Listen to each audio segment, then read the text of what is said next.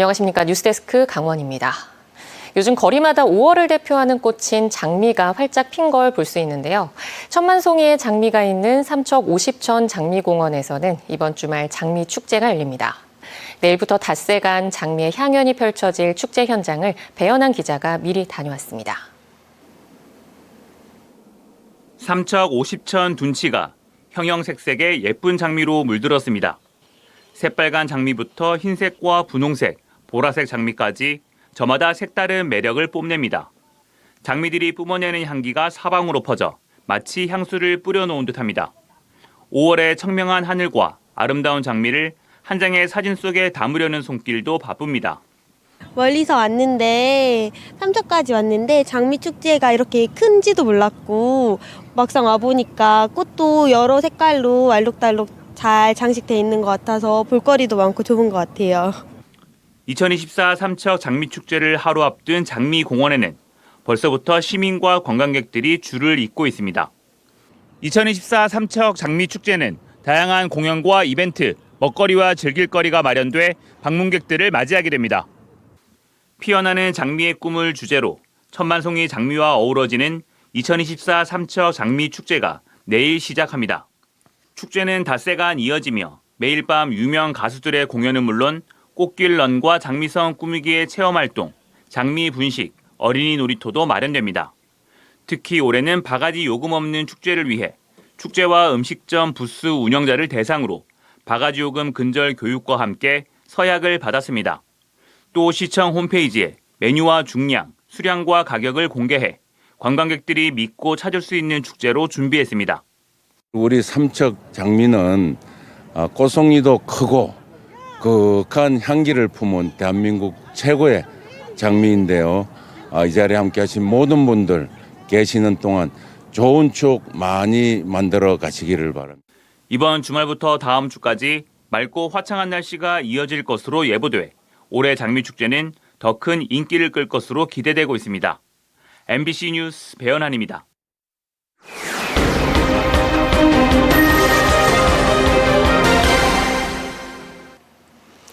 강원대 도계 캠퍼스는 1년에 학교 급식 비용을 20에서 30억 원이나 쓸 정도로 강원 남부 지역에서는 가장 큰 식품 수요처입니다. 급식 비용이 크다 보니 지역에서는 납품 업체들의 경쟁이 심할 수밖에 없을 것 같은데 이상하게도 실제 입찰 참여율은 저조하고 특정 업체가 납품하는 일이 압도적으로 많다는 주장이 제기되고 있습니다. 김영호 기자가 취재했습니다. 학생 1000여 명이 다니고 있는 강원대학교 도계 캠퍼스. 캠퍼스와 기숙사 생활관 2곳 등 강원대 도계 캠퍼스의 하루 식수 인원은 1,500여 명가량입니다. 이를 위해 학교 측은 공산품과 농축산품 등을 분리해서 1년에 4번씩 입찰 공고를 내는데 공산품 입찰 규모만 연간 10억 원입니다. 입찰 규모가 적지 않다 보니 3년 전만 해도 10개 넘는 업체가 경쟁했는데 올해는 3분의 1 수준으로 줄었습니다. 업체들은 제품 원가에도 못 미치는 낮은 계약 가격과 특정 브랜드 상품을 사용하도록 하는 대학교 측의 오랜 관행이 원인이라고 주장합니다. 지금까지 손해를 봐가며 납품을 해왔지만 이제는 더 이상 버티기 힘들어 결국 입찰을 포기할 수밖에 없는 상황이라고 말합니다.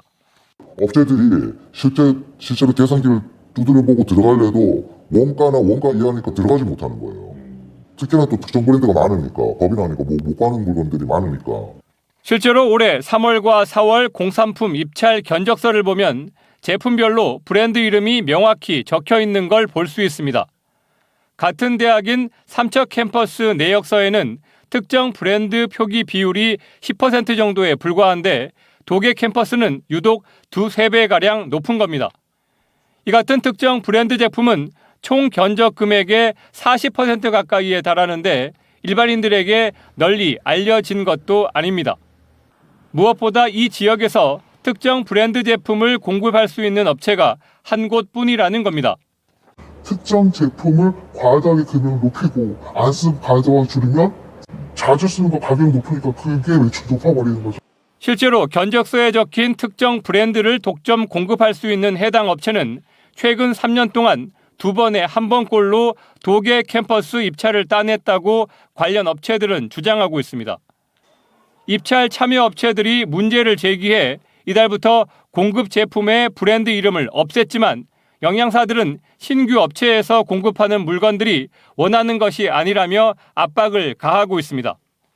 저희 인력 없다고 계속 말씀드렸는데 이런 식으로 하면은 품목 다 업체 인지 다 넣을 수밖에 없거든요. 첫 거래부터 이렇게 되면은 다시 예전으로 돌아갈 수밖에 없어요. 납품업체들은 도계 캠퍼스 대학교 측이 일반 학교에 준하는 입찰 규정을 적용해 줄 것을 바라고 있습니다. MBC 뉴스 김영호입니다. 기업 회생 절차에 들어갔던 항공사 플라이강원 인수전에 전자제품 제조업체 위닉스가 뛰어들었습니다. 위닉스는 플라이강원 주식 400만 주를 200억 원에 취득하기로 결정했고 이를 위해 계약금으로 취득 금액의 10%인 20억 원을 플라이강원에 예치한 것으로 확인됐습니다.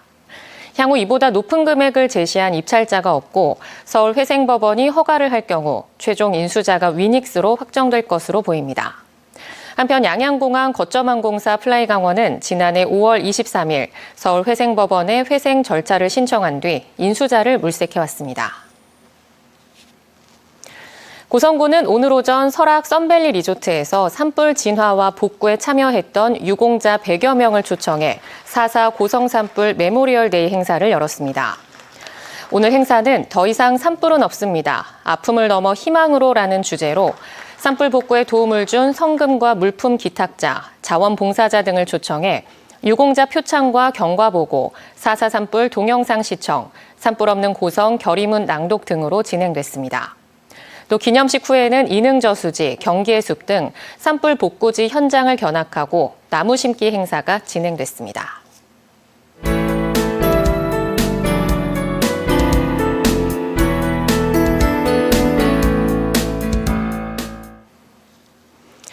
바다가 없는 내륙 지방인 충청북도에 민물고기 아쿠아리움이 잇따라 들어서고 있습니다. 희귀한 민물고기를 선보이면서 새로운 관광 명소로 눈길을 끌고 있습니다. 충북 MBC 신병관 기자가 다녀왔습니다. 높이 5m, 길이 7m, 360톤 대형 수조의 대형 민물고기들이 가득합니다. 미호청과 금강수계에 집단 서식하는 눈물개, 제주 일부에만 서식하는 무태 장어까지 우리나라 담수 자원종들을 한 수조에 모았습니다. 수조는 수중 터널로 연결돼 고기들의 움직임을 자세히 관찰할 수 있습니다. 볼 것도 많고 애들 데려오면 뭐 교육도 잘 되겠고 어른들이 와도 뭐 못 보던 고기 많으니까. 남한강에서 서식하는 천연기념물 황소가리를 비롯한 토종 민물어종, 신석기 시대 모습 그대로 진화를 멈춘 고대어종 피라루크 등 해외 시기 어종들도 별도의 수조에서 만날 수 있습니다. 112억 원이 투입된 아쿠아리움이 충북수산파크 내에 들어섰습니다. 66개 수조에 106종 4,600여 마리가 전시되고 충북시군별 대표 어종을 보여주는 레이크파크관도 마련됐습니다. 우리나라에 서식하는 물고기뿐만 아니라 해외에 있는 어류의 생태, 생리를 이제 공부하고 체험할 수 있는. 아쿠아리움 개장으로 충북수산파크도 활력을 띠게 됐습니다. 수산식품 생산 가공 유통에 체험 관광까지 더해지게 돼 충북 내수면어업의 경쟁력을 한 단계 높일 터전을 마련했습니다. 우리는 바다는 없지만 내수면이 있다는, 그래서 수산업이 가능하다는 그런 생각에서 출발한 것이기 때문에 이걸 계기로 해서 충북의 수산업이 발전하는 그런 계기가 될 거라고 생각합니다. 괴산군도 인근 산막이 액길 등과 연계한 관광 활성화를 기대하고 있습니다. 여기와 휴양레저타운과 불빛공원이 다 합쳐져서 그야말로 명실상부한 관광단지가 된다고 저는 확신합니다. 아쿠아리움은 관람료 없이 무료로 운영됩니다. 관람객들에게 수산파크 내 양식시설과 연구시설도 돌아볼 수 있도록 개방하는 등 다양한 관람객 유인책도 추진할 계획입니다. MBC 뉴스 신병관입니다. 의료계가 정부의 의대 정원 2,000명 증원에 대한 집행정지 신청 항고심에 대해 법원이 각하 기각 결정을 내림에 따라 강원도 내 의대 정원 증원에 속도가 붙을 전망입니다. 이번 법원의 결정으로 학칙 개정안이 통과되지 않은 강원대와 연세대 미래캠퍼스는 증원 절차를 밟을 것으로 보입니다.